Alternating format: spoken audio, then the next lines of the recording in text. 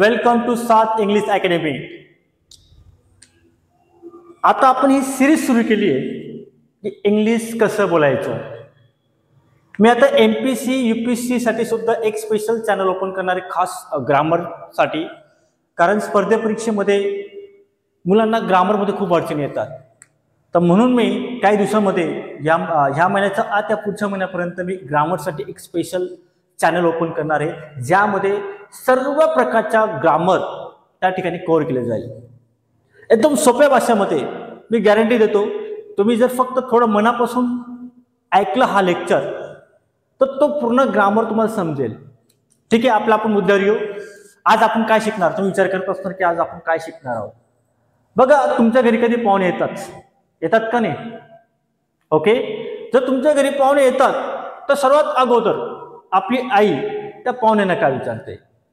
भाऊ चहा घेशील का, किंवा पाणी घेशील का?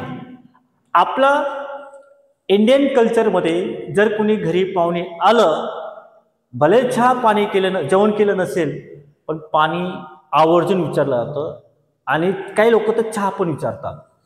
काही लोक असतील जे विचारत नाही, पण 90% लोक तर विचारतात ना. असं तर नाही घरी आलंय तुम्ही हाकलून दिलं त्यांना, पाणी नाही आमच्या घरी, चहा नाही, त्या घरी निघून जा.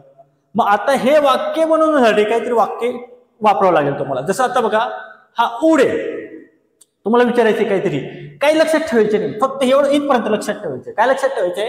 Would you like to have, बस एवढं लक्षात ठेवायचे. परत एकदा सांगतो, would you like to have याचा अर्थ होत आहे आपण घ्याल का. एखाद्या वस्तू तुम्हाला तुमच्या घरी आलं कोणी विचारायला की दादा पाणी घ्याल का, तर कसं ना तुम्ही would you like to have water. आता इथे वाक्य दिले मी, बरोबर आहे. आता इथे काय दिले बघा, कृपया आपण चाय घ्याल का. चाय आलाय, बरोबर आहे ना, चाय. मग आता चायला काय म्हणतात इंग्लिशमध्ये?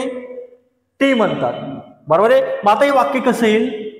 Would you like to have tea, आणि शेवटी काय? Question mark. आलं का लक्षात? खाली काय दिलंय? कृपया तुम्ही पाणी घ्याल का. सांगा आता कसेल वाक्य, सांग बरं का. बघा, वुड घ्यायचं, राईट, नंतर यू घ्यायचं, नंतर लाईक घ्यायचंय, नंतर टू घ्यायचंय, नंतर हॅव, आणि पाणीला काय म्हणता? वॉटर. तसंच कॉफीचे, कृपया आपण कॉफी घ्याल का, would you like to have coffee. असं वाक्याचं तुम्ही काय करायचे? प्रॅक्टिस करत जायचे. जितकं प्रॅक्टिस करणार, जेवढं ऍक्शन करणार, तेवढं तुमच्या बोलण्यामध्ये काय होईल? एक फ्लुएन्सी येईल, एक क्लॅरिटी येईल. कारण प्रॅक्टिस खूप महत्वाची असते इंग्रजीमध्ये. असं नाही आलं प्रॅक्टिस केले नाही बस एक वाक्य बोलून दिलं मग ते रट्टा मारून जाईल. मग तुम्ही असं बोलणार, would you please tell me. आपलं असं नाही बोलायचं, एक ऍक्शन नाही बोलायचं. Would you please tell me, would you please tell me. Would you like to have, would you like to have tea, would you like to have coffee. आता आपण दोन विद्यार्थ्यांना उभं करू. एक जण त्याच्या घरी आलेला आहे. काय लोक जर आपल्याला चहा विचारली तर आपण लगेच नाही म्हणायचं हा चालेल चहा, फक्त नो थँक्स हे म्हटलं त्याचं हा चहा चालेल ते आपण नंतर बघू. पण मी दोन विद्यार्थ्यांना इथं उभं करतो, ते फक्त नो थँक्स म्हणेल. एक चहा विचारेल, एक नो थँक्स म्हणेल, बरोबर आहे. बेटा तुम्ही या दोघी जण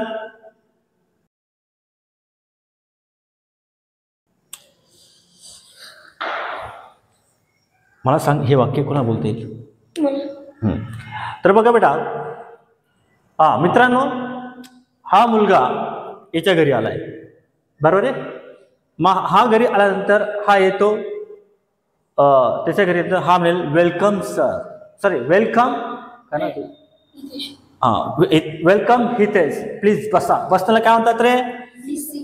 हॅव अ सीट. काय व्हायचंय? बसायला काय व्हायचंय?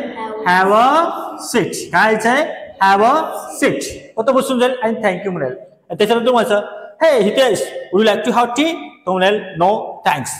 ओके, तू म्हणायचं जशी तुझी मर्जी भो, ॲज यू विश. काय व्हायचं? As you wish. आलं का लक्षात?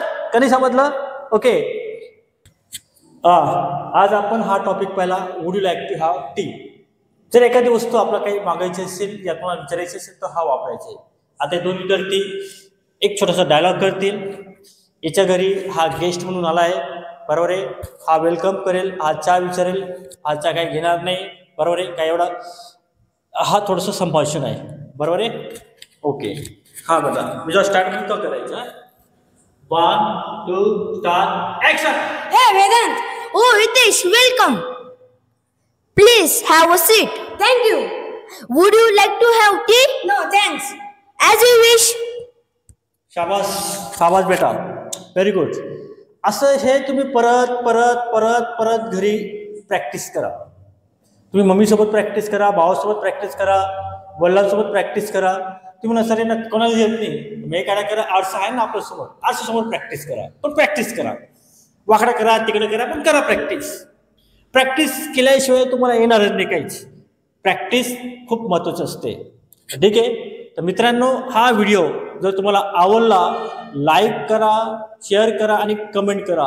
सर्वात महत्त्वाची गोष्ट, व्हिडिओ सबस्क्राईब करताना बेल आयकॉनवर प्रेस करायचं विसरू नका.